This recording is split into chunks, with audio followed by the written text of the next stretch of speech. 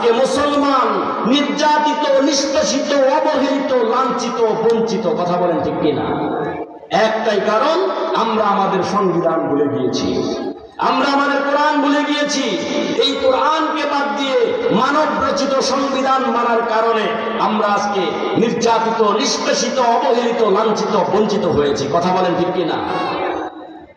আল্লাহ রাব্বুল আলামিন জানায় দিলেন, ও পৃথিবীর মানুষ, যালিকাল কিতাব, এটা এমন একটা গ্রন্থ, এমন একটা সংবিধান, এমন একটা বই, লা রাইবা ফি, যার মধ্যে কোনো প্রকার ভুল নাই, কোনো প্রকার সন্দেহ নাই, ভুলের অবকাশ নাই। কথা বলেন ঠিক না? এই কিতাবের মধ্যে কোনো প্রকার ভুল নেই।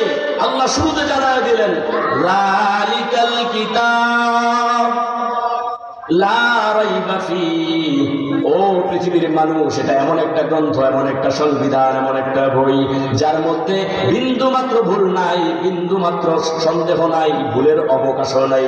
হুদাল লিল মুত্তাকিন,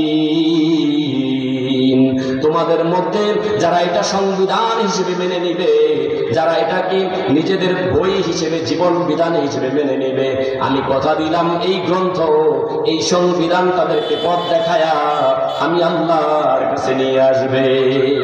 সুবহানাল্লাহ।